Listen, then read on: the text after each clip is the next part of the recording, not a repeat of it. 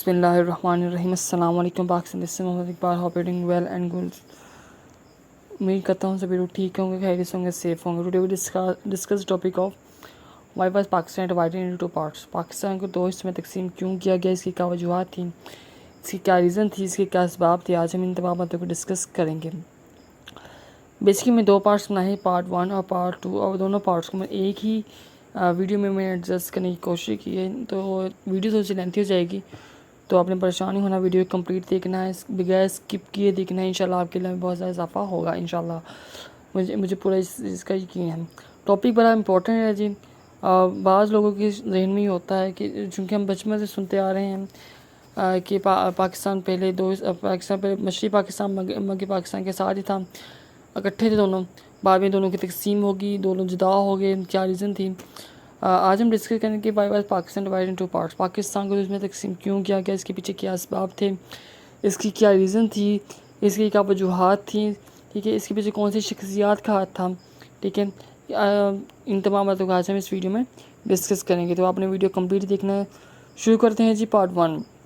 پہلا پوائنٹ ہے جی اسلام. نمبر 2 پر جی east Pakistan 54% people. 1956 Ayub Khan. 1948 India attack. Mujib Rahman. 162 east Pakistan and 81 west Pakistan. Yahya Khan.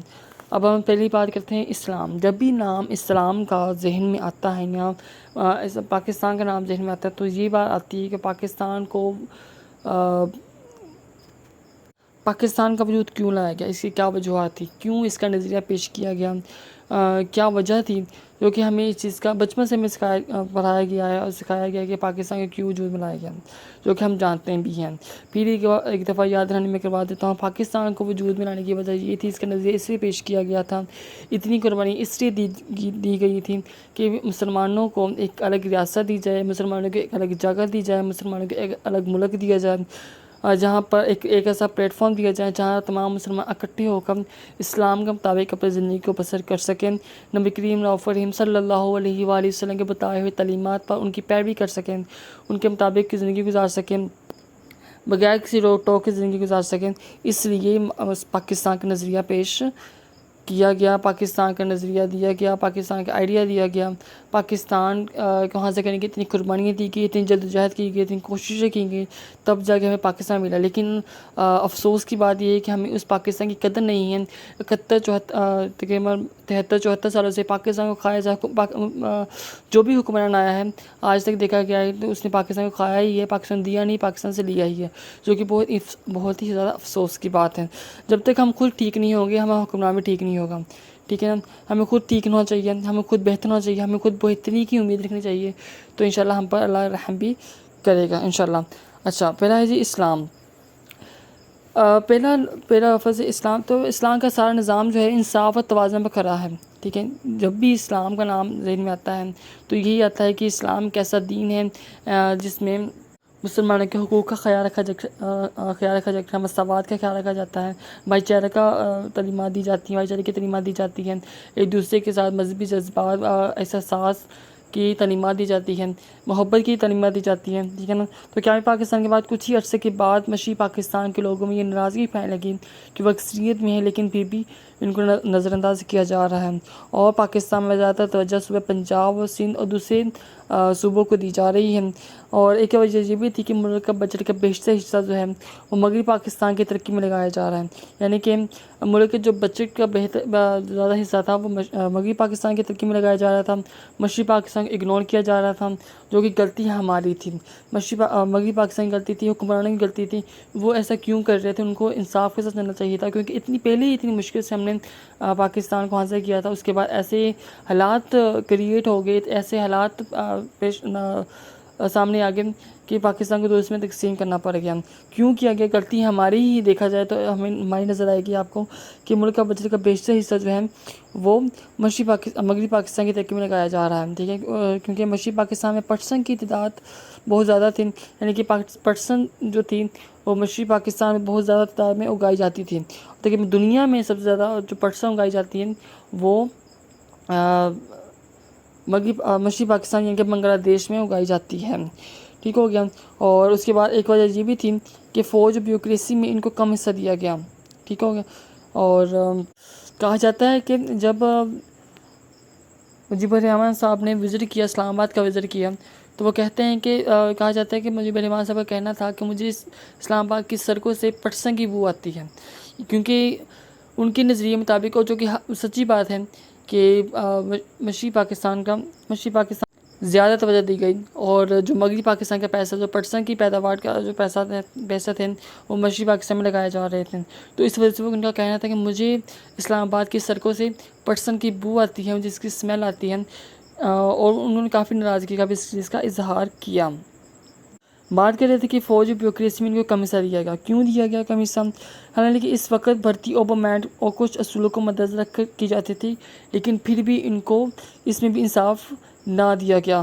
اس کے بعد مشرقی پاکستان کی آبادی جو تھی وہ پاکستان کا تقریباً 54% حصہ تھا، یعنی کہ کہا جاتا ہے کہ اگر اس وقت 100 لوگ تھے تو 54 لوگ جو تھے وہ مغربی پاکستان کے تھے، اور 46 جو لوگ تھے وہ مشرقی پاکستان کے تھے، تو لیکن پھر بھی ان کو ان کی آبادی کے مطابق ان کو حصہ نہیں دیا گیا اسمبلیوں میں ان کی اتنی نمائندگی نہیں دی گئی، اور ٹھیک ہے ہو گیا۔ اس کے بعد وہ کہتے ہیں کہ لیکن پھر بھی مشرقی پاکستان نے اپنے برکپن کا اظہار کرتے ہوئے آئین سازی کو مان لیا، اور وہ سمجھتے تھے کہ دونوں بازوؤں یعنی کہ مشرقی پاکستان اور مغربی پاکستان ایک ہونا بہت زیادہ ضروری ہے، کیونکہ اتنی مشکلات وہ بھی اس چیز کو انڈرسٹینڈ کرتے تھے، کچھ حد تک وہ بھی اس چیز کو سمجھتے تھے کہ کیونکہ اتنی مشکلات کے بعد پاکستان کو حاصل کیا گیا، اگر ابھی ہم ان چھوٹی چھوٹی باتوں کو دل پر لینا شروع کر دیں گے تو پاکستان جلد ہی 2 حصوں میں تقسیم ہو جائے گا۔ دیکھا جائے تو مشرقی پاکستان مغربی پاکستان کے درمیان تقریباً 1000 میل کا فاصلہ تھا، اس کے درمیان جو تھا 1000 میل میں جو ہے تھا وہ انڈیا آ رہا تھا، اور جو انڈیا تھا وہ اہم کردار ادا کر رہا تھا مشرقی پاکستان اور مغربی پاکستان میں پھوٹ ڈلوانے کا، ان میں نفرت پیدا کرنے کا۔ انڈیا جو ہے ایک اہم کردار ادا کر رہا تھا، جو کہ وہ چاہتا ہی نہیں تھا، شروع سے ہی چاہتا نہیں تھا، 1947 سے نہیں چاہتا تھا کہ پاکستان الگ ملک بنے، مسلمانوں کی الگ ریاست بنے، مسلمانوں کے لیے الگ پلیٹ فارم بنے، وہ اس چیز کو شروع سے ناپسند کرتا تھا۔ تو اس وجہ سے جب پاکستان بنا 1947 سے لے کے اب تک وہ کوئی نہ کوئی ایسی سازش کرتا رہتا ہے، کوئی نہ کوئی اس کے دماغ میں ایسی کھچڑی پکتی رہتی ہے جس سے پاکستان کو نقصان ہو، پاکستان کے اثاثے کو نقصان ہو، پاکستان کے لوگوں کو نقصان ہو، ٹھیک ہے نا، پاکستان کی آرمی کا نقصان ہو، وہ کوئی نہ کوئی ایسی حرکتیں کرتا رہتا ہے۔ تو اسی طرح اس نے بھی اس وقت بھی مشرقی پاکستان اور مغربی پاکستان میں پھوٹ ڈالنے کا ایک اہم کردار ادا کیا، ان میں نفرت پیدا کرنے کا اہم کردار ادا کیا، جو کہ بالکل ہی غلط بات ہے، ٹھیک ہو گیا۔ اس کے بعد بات کرتے ہیں 1956 کی آئین کی، اور کچھ عرصے کے بعد 1956 کی آئین کی تشکیل دی گئی،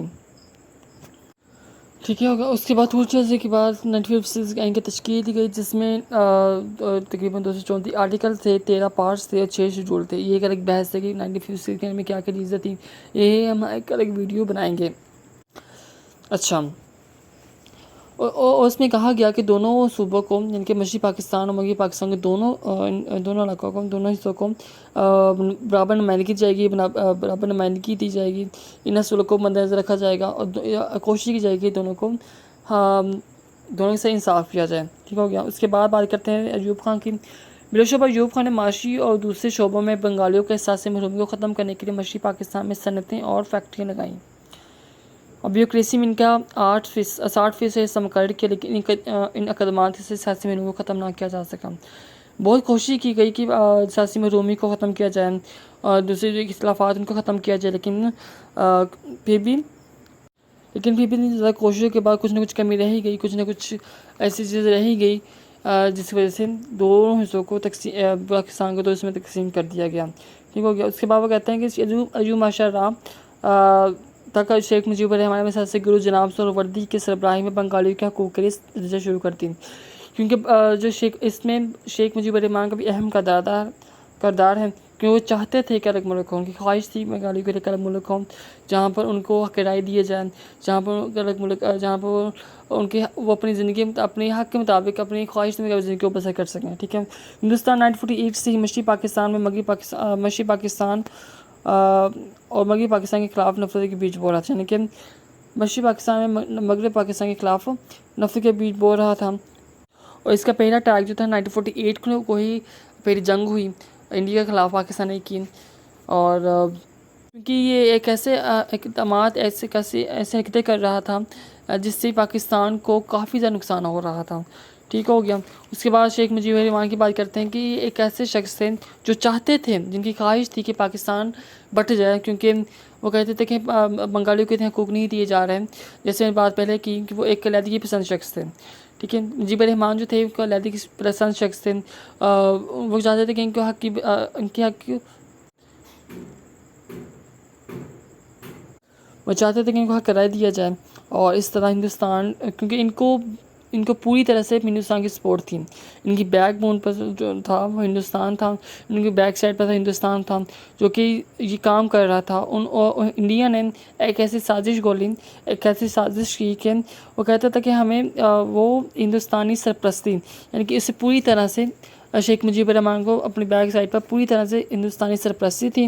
مال و عسکری بھی، اس کی امداد تھی، حاصل تھی. اس لیے وہ زیادہ چاہتا تھا کہ ہمیں الگ ملک دیا جائے، کیونکہ ان کو بیک سائڈ میں نظر آ رہا تھا کہ ہمارے پیچھے انڈیا ہے جو ہمیں سنبھال لے گا. ٹھیک ہو گیا. اس کے بعد انتخابات سے قبل مشرقی پاکستان میں شدید شراب سے مغربی پاکستان اور وفاق کے خلاف استعمال کر کے جذباتی فضا کو پیدا کر دیا گیا. یعنی کہ جو پاکستان میں سیلاب آیا، انتخابات سے پہلے جو پاکستان میں سیلاب آیا، اس کو بھی استعمال کیا گیا، اس کو بھی نفرت کے لیے استعمال کیا گیا، اس کو بھی جذباتی فضا کے لیے پھیلانے کے لیے استعمال کیا گیا. ان کو بھی، سیلاب کو بھی انڈیا نے مغربی پاکستان کے خلاف استعمال کیا. ٹھیک ہو گیا. اس کے بات کرتے ہیں کہ جب الیکشن ہوئے، وہ کہا جاتا ہے کہ یہ اس دور کے شفاف الیکشن تھے، اس جیسے الیکشن آج تک نہیں ہوئے. یہ بات تمام کہتے ہیں کہ جو الیکشن وہاں اس دور میں ہوئے تھے، اس جیسے الیکشن آج تک نہیں ہوئے. الیکشن کیسے ہوئے تھے؟ مجیب الرحمان صاحب جو تھے مشرقی پاکستان میں 162 میں سے 160 نشستیں حاصل کی. مجیب الرحمان نے جو تھیں 160 ٹوٹل نشستیں تھیں مشرقی پاکستان میں، اور اس نے ان میں سے 160 جو سیٹیں تھیں، جو نشستیں تھیں، وہاں سے کر لیں اور جیت لی. وہاں سے جیت گیا مشرقی پاکستان، بہت جیت گیا. اور اسی طرح مغربی پاکستان سے اسے کوئی نشست نہ ملی. اسی طرح مغربی پاکستان میں بھٹو نے 138 میں سے 81 نشستیں جیت لیں، اور اسی طرح اسے مشرقی پاکستان سے کوئی سیٹ نہ ملی. اس کے بعد بات کرتے ہیں legal framework order کی. Legal framework order کے تحت دستور 120 دنوں میں بنایا جانا تھا، اور اس کے لیے صدر مملکت کی منظوری لازمی تھی. صدر کو اسمبلی کے منظور کردہ آئین میں ترمیم کا اختیار حاصل تھا، اور وہ آئین کو مسرت کرنا بھی کا بھی مجاز تھا. جیسے کہ آپ کو league of framework order نظر آ بھی رہا ہے. ٹھیک ہے. اس طرح کا league of framework order تھا. یحییٰ خان نے اسمبلی کا اجلاس ڈھاکہ میں بنا لیا، اور اس کے بعد ہوا کیا، مسکوی میں آئین کے مطابق منجیب و بھٹو میں اتفاق نہ ہو سکا. جیسے پہلے بھی نہیں ہو رہا تھا، اب بھی اتفاق نہیں ہو رہا تھا. ٹھیک ہو گیا. اور وہ اختلافات جو اتنے زیادہ بڑھ چکے تھے، اور جو حالات تھے وہ یہی کہہ رہے تھے کہ دو حصوں کو تقسیم کر دینا چاہیے. اور وہ چاہتے بھی تھے، مجیب الرحمان صاحب جو تھے وہ چاہتے بھی تھے کہ جلد از جلد دونوں کو تقسیم کر دیا جائے. کیونکہ جیسا کہ آپ نے سنا ہی ہے، پہلے میں نے بتا دیا ہے کہ مشرقی پاکستان سے جو تھا مجیب الرحمان صاحب انہوں نے ون کیا تھا، اور مغربی پاکستان سے بھٹو نے ون کیا تھا. تو دونوں کیونکہ ایک ملک میں دو جو وزیر اعظم نہیں ہو سکتے تھے، جو کہ غیر مناسب بات تھی، اس لیے وہ کہتے تھے کہ ہمیں اس مغرب پاکستان جو تھا وہ کہتا تھا مجھے مغربی پاکستان کا وزیر اعظم بنایا جائے، جو مجیب تھا وہ کہتا مجھے مشرقی پاکستان بنایا جائے. تو اس طرح اتفاق رائے نہیں ہو پا رہا تھا. جب یحییٰ خان نے اسمبلی کا اجلاس لا کر بلایا تو بھٹو نے اسمبلی میں جانے سے انکار کر دیا، اور اپنے اراکین کو بھی منع کر دیا، اور کہا، اور یہ دھمکی دی کہ اگر کوئی میرا اراکین میں سے کوئی جائے گا اسمبلی میں تو میں اس کی ٹانگیں توڑ گا. یعنی کہ اس نے ٹانگیں توڑنے کی دھمکی دی اپنے اراکین کو، اگر کوئی جائے گا تو اس کی ٹانگیں توڑ دوں گا. اسی طرح 16 دسمبر 1971 کو جو پاکستان کے دو ٹکڑے ہو گئے. پاکستان جو تھا دو حصوں میں تقسیم ہو گیا، دو حصوں میں بٹ گیا. ایک حصہ جو تھا پاکستان رہا، اور دوسرے جو تھا وہ بنگلہ دیش بن گیا. یہ بھی کہا جاتا ہے کہ 1 کروڑ پناہ گزین جو تھے بنگلہ دیش کی سرحد پار کر کے انڈیا میں داخل ہو گئے، اور واپس اپنے علاقوں میں چلے گئے. اور دسمبر 1971 کو پاکستان اور بنگلہ دیش علیحدہ ہو گئے. اب ہم ڈسکس کریں گے سیکنڈ پارٹ، اور جس میں 1971 کی وار میں بنگلہ دیش بنا، اور ہمارے تقریباً 93,000 لوگ جو تھے وہ انڈیا کے قیدی بنے. کہا جاتا ہے کہ 93,000 جو لوگ تھے وہ انڈیا کے قیدی بنے، کیونکہ جنگ جو ہوئی 1971 میں جو جنگ ہوئی تھی اس دوران جو 93,000 تقریباً جو قیدی تھے وہ انڈیا کے قیدی بنے.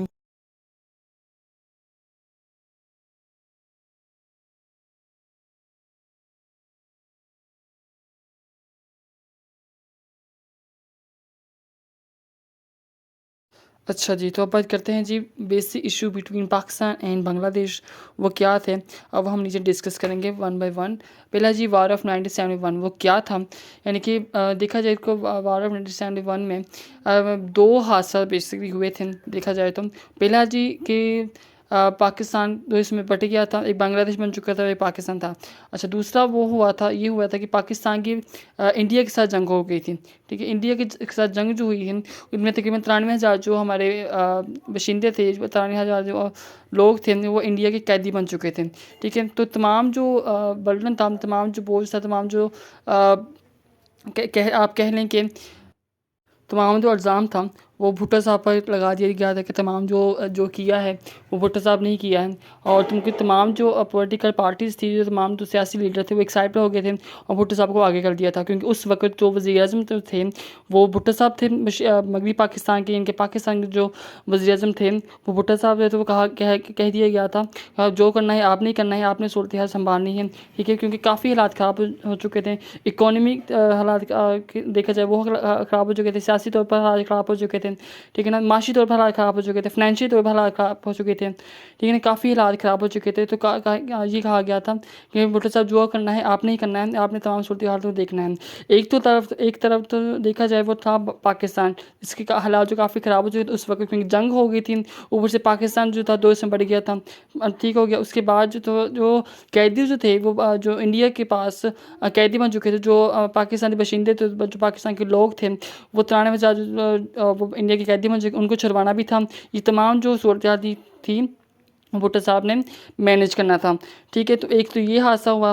اس کے بعد جو بنگلہ دیش بنا. ٹھیک ہے، اس کے بعد بات کرتے ہیں ایسٹ پاکستان ڈیوائڈ ان 2 پارٹس. وہی بات جو میں نے پہلے بتائی. اس کے بعد لینگویج ایشو ہے.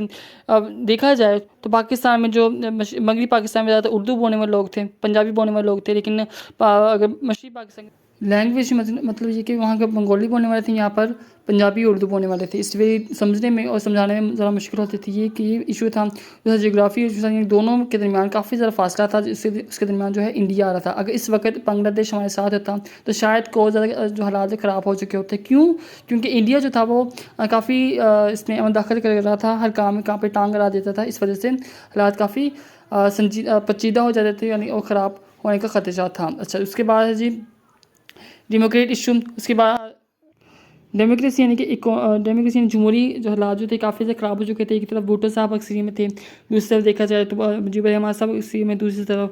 ٹھیک ہے، تو ان میں اتفاق رائے نہ ہو سکا. یہ ایک بہت بڑا ایشو تھا. اس کے بعد کرتے ہیں انڈیا انوائرمنٹ. جیسے کہ میں نے آپ کو پہلے ڈسکس کیا ہے، میں نے آلریڈی کے ساتھ ڈسکس کیا ہے کہ کون کون سی انوائرمنٹ تھی، یعنی کہ کون کون سی اس نے سازشیں وغیرہ کی انڈیا نے، اور کون کون سے دھرمے کی ہیں وغیرہ وغیرہ جو اس نے کام وغیرہ کیے. اس وجہ سے یہ بھی ایشو ایک بیسک ایشو یہ بھی تھا. اس کے بعد اکانومک ایشو. کافی زیادہ اکانومک ویک ہو چکا تھا پاکستان اس وقت، کیونکہ ایک طرف بنگلہ دیش جو تھا وہ الگ ہو رہا تھا اور دوسری طرف اکانومک فائنینشلی طور پر کافی ویک ہو رہا تھا پاکستان. اس کے بعد آرمی آپریشن اس دور میں کہا یہ جاتا ہے کہ آرمی پہ کافی الزامات لگائے جاتے ہیں، یعنی کہ زیادتی وغیرہ کے الزامات لگائے جاتے ہیں، ہراسمنٹ کے الزامات لگائے جاتے ہیں، اور کہا جاتا ہے کہ ہم ساتھ میں گھس کے انہوں نے لوگوں کے ساتھ زیادتی وغیرہ کی. کہا ہی جاتا ہے کہ مارچ 26 1971 سے لے کر مئی 20 1971 جو یہ حالات جو کافی خطرے میں تھے، اس میں کافی آرمی نے حالات خراب کیے. سو امید کرتا ہوں آج کی ویڈیو کو پسند آئی ہو. If you have any question do your question in comment section and hit the like and subscribe button. Thank you so much. Take care. اللہ حافظ.